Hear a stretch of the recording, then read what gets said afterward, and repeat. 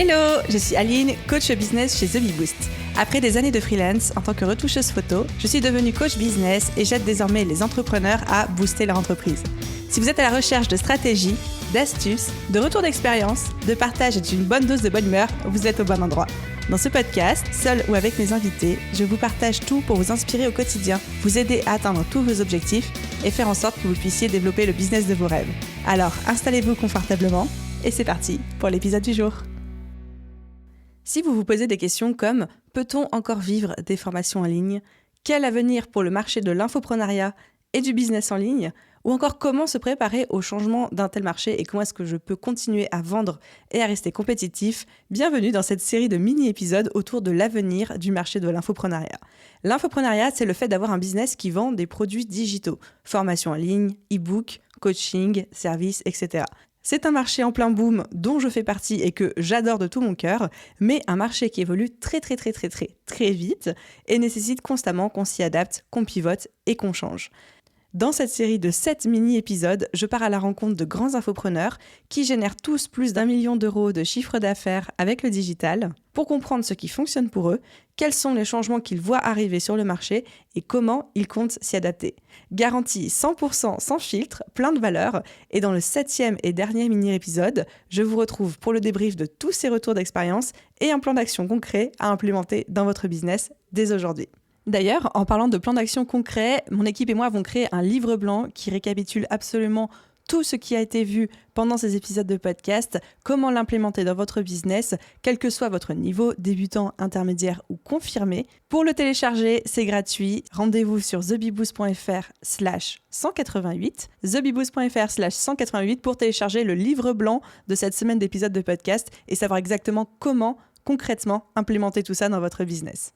Et dans ce 5e épisode, j'ai le plaisir et l'honneur de recevoir de nouveau sur le podcast Alexandre Dana, serial entrepreneur, fondateur et CEO de Live Mentor.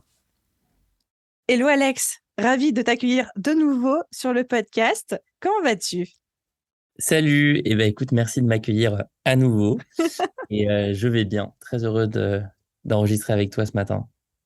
Alex, cofondateur de Live Mentor, je pense que beaucoup de nos auditeurs te connaissent, mais pour ceux qui ne te connaîtraient pas ou qui ne savent pas trop ce que tu fais, est-ce que tu peux te représenter en quelques mots ? Avec plaisir. Donc, je m'appelle Alexandre Dana, je suis fondateur d'un organisme de formation qui s'appelle Live Mentor, qui est devenu le premier organisme de formation pour une population spécifique en France, les créateurs et les créatrices d'entreprises. On a accompagné 16 000 personnes dans nos formations depuis 2016. Et à côté de notre activité d'organisme de formation, nous avons lancé un pôle média. Donc moi, j'ai publié 2 livres, la méthode Live Mentor, et le 2e livre s'intitule Entreprendre et surtout être heureux. Il traite du sujet de la santé mentale des entrepreneurs. On a également lancé un magazine qui s'appelle Odyssée, qui est publié maintenant tous les 2 mois sur un monothématique. Chaque numéro du magazine traite un seul thème. On organise aussi des événements en présentiel, des événements en ligne. On a un programme pour des entrepreneurs avancés qui s'appelle un mastermind. Voilà globalement ce que je peux te dire sur l'activité de Live Mentor, et je commence à avoir d'autres engagements en parallèle, mais ayant toujours été entrepreneur, Live Mentor a pris une très grande partie de ma vie. Vous faites ça depuis quelle année, rappelle-moi, Live Mentor ? Alors, l'activité que je viens de te décrire, on l'anime on l'opère depuis 2016. Et moi, j'avais créé l'entreprise en 2012 sur un autre modèle qui n'avait rien à voir. Puis j'ai pivoté l'activité en 2016, mais la date de création juridique de l'entreprise, c'est 2012. Donc, on a fêté nos 10 ans cet été, au mois de juillet. Félicitations. Merci. Et du coup, de la part de quelqu'un qui fait ça depuis 6 ans ou depuis 10 ans selon l'angle de vue, actuellement, en 2022, donc septembre 2022, date de sortie de cet épisode, quelle est votre méthode de vente pour vos formations en ligne chez Live Mentor ? Qu'est-ce qui fonctionne le mieux ? Tout le travail qu'on a essayé de faire depuis 2016, c'est de jamais dépendre d'une seule manière de vendre. Parce que quand tu as atteint un certain volume, quand tu as atteint une certaine taille, tu peux pas dépendre d'un seul type de communication. C'est comme si tu demandais à Apple qu'est-ce qui fonctionne le mieux pour Apple. Apple, des gens commandent via leur site internet, des personnes commandent via les magasins, les Apple Store, des personnes commandent via le refurbish Apple, c'est la partie reconditionnée.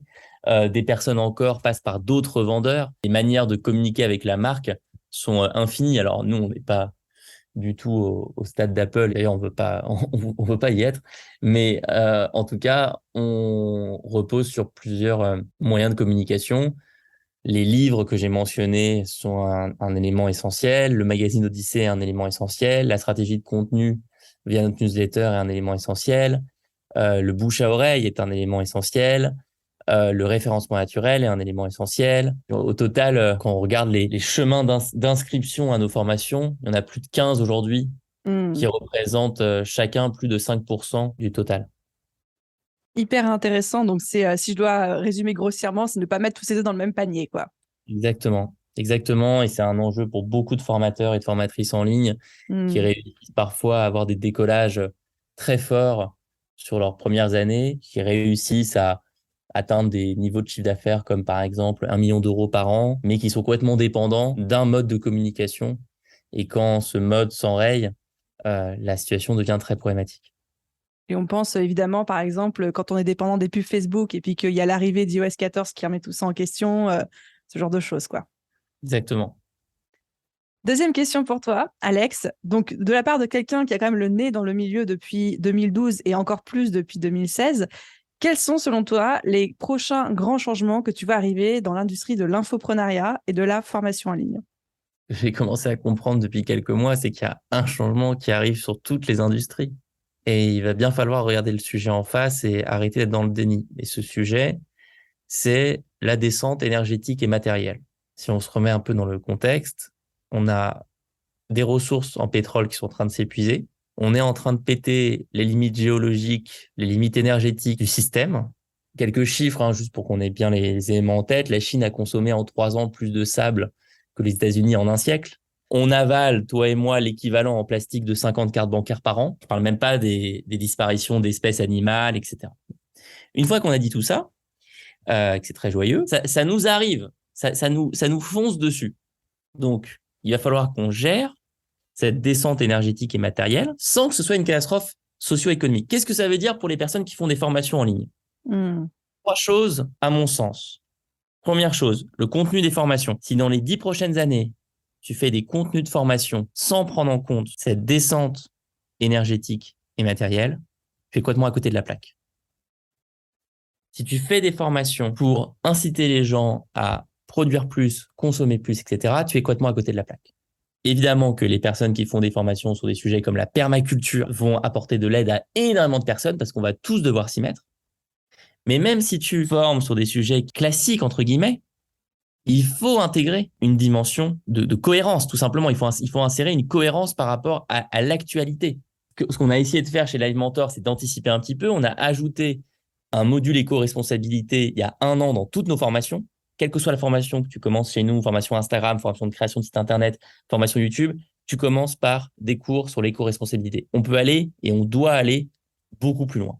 Donc ça, c'est le premier sujet. C'est le sujet des... Et juste, je me permets d'interrompre, quand tu dis ajouter un module éco-responsabilité, est-ce que c'est dire des choses, par exemple, n'imprimez pas vos supports de formation sauf si vous en avez besoin, ou alors n'allumez pas votre ordi s'il fait trop chaud, ou est-ce qu'il y a des choses plus spécifiques? Enfin, je me questionne sur le comment concrètement. Non, c'est une très bonne question. Ce module éco-responsabilité, c'est l'éco-responsabilité de l'entrepreneur. C'est comprendre, parce que nous, on forme des entrepreneurs. Nous, notre population, c'est des gens qui créent des entreprises. Et donc, on essaye, on commence, et on a encore beaucoup de choses à faire, à les éduquer sur l'éco-responsabilité de leur boîte. Moi, j'ai arrêté la viande. Moi, Alexandre Dana. D'accord. Très bien. J'ai arrêté il y a 6 mois. C'est bien pour la planète. Ça a beaucoup plus d'impact quand je décide qu'au niveau de tous les événements Live Mentor, il n'y aura plus jamais de viande. Et donc, c'est ça le message que je veux faire passer à la communauté d'entrepreneurs. C'est qu'avec nos entreprises, on a un pouvoir incroyable. Donc ça, c'est le premier enjeu au niveau des contenus de formation. Merci d'avoir spécifié, d'avoir donné des exemples aussi concrets. Ça m'aide beaucoup, en tout cas personnellement. Mais après, par contre, le deuxième enjeu, c'est celui que tu viens de décrire, à savoir dans la manière dont on dispense nos formations, est-ce qu'on prend en compte notre impact carbone ou pas? Alors là, ce qu'il faut implorer, c'est en train d'arriver, mais pas assez vite, c'est des outils qui nous aident à calculer ces impacts. Normalement, Zoom devrait nous bombarder là, en même temps qu'on est en train de faire l'enregistrement, toi et moi. Zoom devrait nous afficher notre impact carbone. YouTube devrait le faire. Les plateformes doivent le faire. Sauf que pour le moment, ils en ont Rien à battre. Bon, donc après, il y a encore un autre thème qui est la résistance civile, mais on va pas, là, je vais pas faire trop de digressions. Nous n'avons pas encore, malheureusement, tous les outils pour pouvoir facilement calculer notre impact carbone en tant que formateur en ligne. Néanmoins, on peut appliquer les règles de base. Bientôt, moi, je vais faire passer une fonctionnalité sur Live Mentor où je vais afficher un gros message à toutes les personnes qui écoutent nos vidéos de formation. Vous avez le choix. Soit vous restez sur la qualité normale, soit vous mettez en 140p. En 140p, vous aurez quasiment que l'audio. Vous aurez franchement 90% de l'expérience, mais vous allez faire que 10% de l'impact. Je peux responsabiliser toutes les personnes qui suivent mes formations sur la qualité vidéo qu'on prend ou qu'on prend pas. Je peux responsabiliser mes mentors. J'ai plus de 120 mentors aujourd'hui en freelance qui accompagnent 2000 personnes chaque mois en formation. Est-ce qu'on met les caméras ou pas dans les Zooms? Donc ça, c'est au niveau du déroulement opérationnel, des formations. Mais le troisième sujet, qui est peut-être encore le plus important pour les formateurs et les formatrices en ligne, après le contenu des formations et après la manière dont on déroule les formations, c'est l'imaginaire collectif. Qu'est-ce que je veux dire par là? Bien, je renverse un peu le sens de la discussion. C'est quoi pour toi la qualité première de tout cet écosystème de formateurs et de formatrices en ligne? C'est quoi le truc qu'on sait le mieux faire, toi et moi, Aline? J'hésite entre la transmission ou alors la démocratisation du savoir.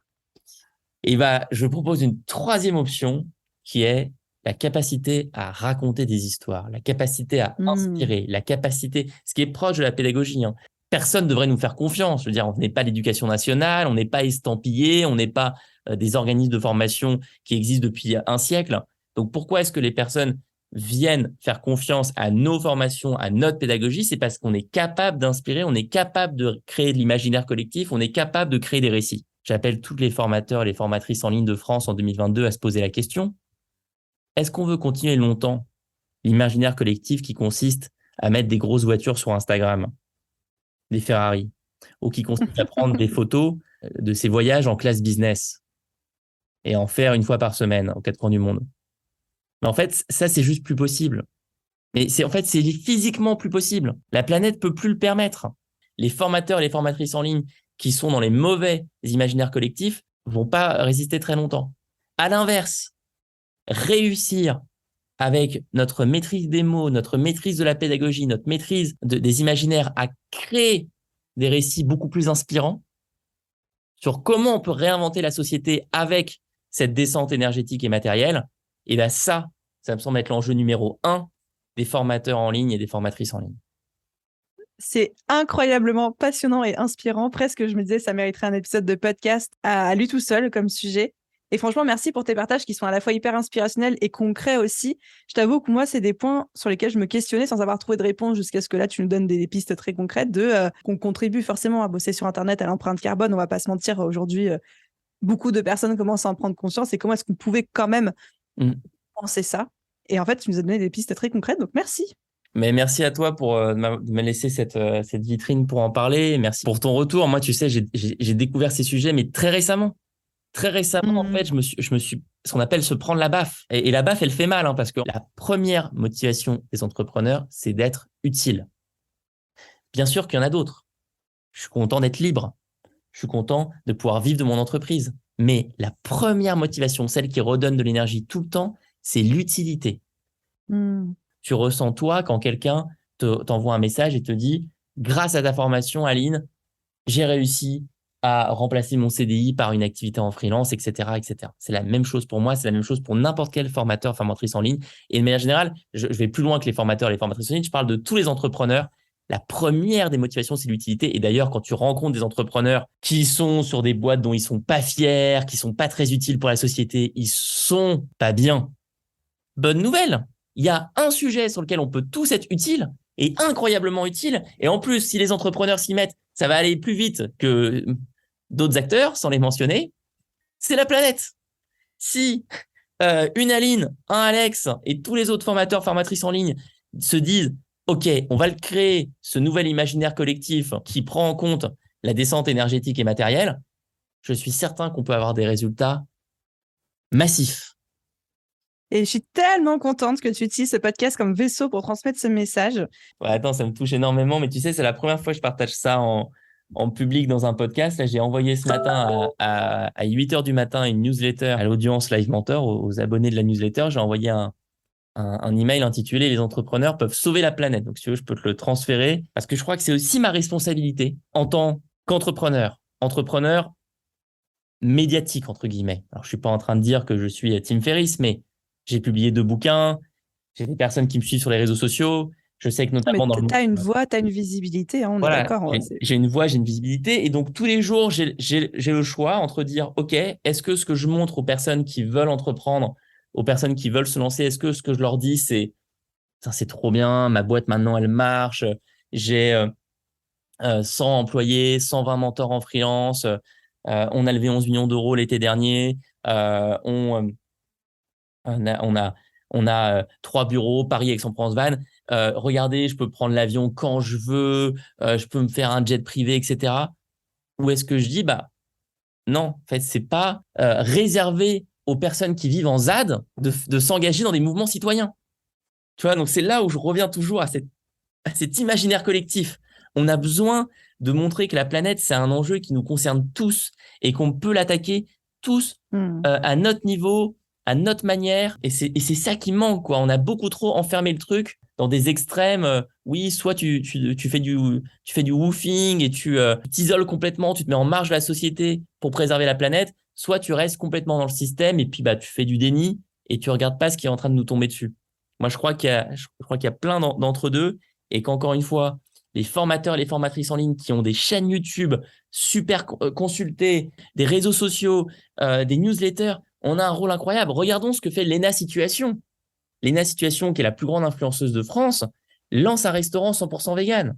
Mais l'impact qu'elle a, waouh! C'est marrant que tu me la cites parce que j'étais en train de regarder son premier vlog d'août juste avant qu'on s'appelle, justement. Ah bah. Effectivement, j'ai vu le lancement. Et j'ai la dernière question pour toi, Alex. Est-ce que tu es prêt? Oui. Tu as déjà commencé à y répondre un petit peu à demi-mot, mais on va remettre une couche. Quel serait un conseil que tu aimerais donner à un entrepreneur qui souhaite se lancer ou vient de se lancer dans l'infopreneuriat spécifiquement? Mon premier conseil, c'est de se former à ce qui est en train de se passer en termes de transition écologique. C'est de se former avec des médias comme Bon Pote, avec des gens comme Arthur Keller.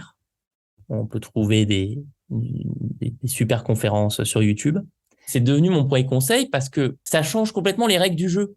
Donc, autant anticiper. Je pense pouvoir dire, et je suis vraiment pas le seul, c'est qu'il y a un changement de société qui va arriver, qu'on le veuille ou non. Donc, soit on l'anticipe, soit on l'anticipe pas. Et se dire dès maintenant, tiens, je veux entreprendre, mais je sais que ça va changer, c'est génial. C'est génial. Ça donne des clés pour prendre les meilleurs choix qui sont vraiment importantes. Merci pour tes conseils, ton témoignage, ton retour d'expérience et surtout l'angle d'approche que tu nous suggères aujourd'hui. Enfin, je sais que moi, ça m'a beaucoup impacté comme conversation et qu'il va y avoir des actions concrètes qui vont être mises en place chez The Big Boost derrière ça. Donc, merci pour ton temps et pour ce partage. Mais écoute, de toute façon, je suis pas surpris parce qu'on se connaît que ces sujets-là te parlent et je te remercie de leur donner de la visibilité. Il faut qu'on fasse comme toi, qu'on se mette tous au roller. La team patin, ouais. Eh oui, mais faut qu'on se mette tous au patin. Mais juste un dernier exemple pour la route quand même, hein, pour marquer les. Allons-y.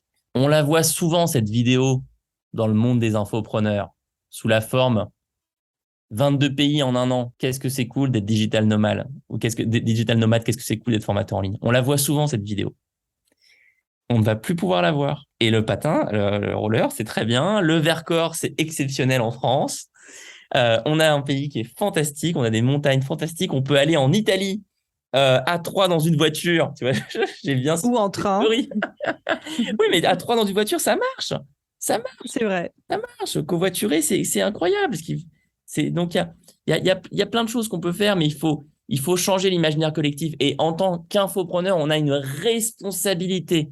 Parce que collectivement, je dis bien, on l'a pas tous fait. Moi, je l'ai pas fait. Mais collectivement, et tu l'as pas fait non plus, mais collectivement, on a œuvré quand même pour un imaginaire collectif qui est dangereux, qui est l'imaginaire collectif du voyage à tout prix, du fait de pouvoir d'avoir une activité qui est complètement digitale, qu'on peut opérer depuis n'importe où, etc.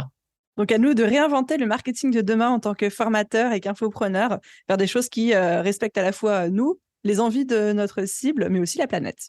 Exactement. Je ne sais pas pourquoi je fais ça en anglais. Parce que c'était tellement bien dit et amené. Merci énormément, Alex, pour ton partage. Comme toujours, c'est toujours un plaisir de papoter avec toi. Et puis, je mettrai évidemment tous les liens que tu as cités. J'ai pris les notes au fur et à mesure dans la description de cet épisode de podcast. Merci infiniment. À très bientôt. Bye. À très bientôt. Et voilà, les amis, pour ce 5e témoignage qui était celui de Alex. Comme dit, je mettrai absolument tous les liens mentionnés dans cet épisode en description de cet épisode de podcast, justement. En particulier, le fameux Média Bon Pote et les conférences d'Arthur Keller sur YouTube qu'Alexandre a mentionné. Une conversation, je ne vous le cache pas, qui m'a un petit peu chamboulée, qui m'a fait l'effet d'une petite claque et qui m'a donné vraiment matière à réfléchir. J'espère que c'est également le cas de votre côté. Il nous reste 2 mini-épisodes dans cette semaine série L'avenir du marché de l'infoprenariat. Demain, ce sera à mon tour, moi, Aline, de vous livrer mon témoignage, mes ressentis et mes impressions sur ce qui est en train de se passer dans le marché et comment je compte en tant qu'infopreneuse m'adapter à tous ces changements. Et dimanche, je vous retrouve pour le débrief total et le plan d'action que vous allez pouvoir mettre en place dans votre business à votre tour si vous le souhaitez. Que vous ayez écouté juste cet épisode isolé ou que vous fassiez toute la série, merci d'avoir écouté cet épisode jusqu'au bout. N'oubliez pas de mettre une étoile, un commentaire sur la plateforme d'écoute de votre choix. Et à vous tous, je vous souhaite une merveilleuse journée, soirée, après-midi, nuit, où que vous soyez. Et je vous dis à très vite pour un prochain épisode. Bye!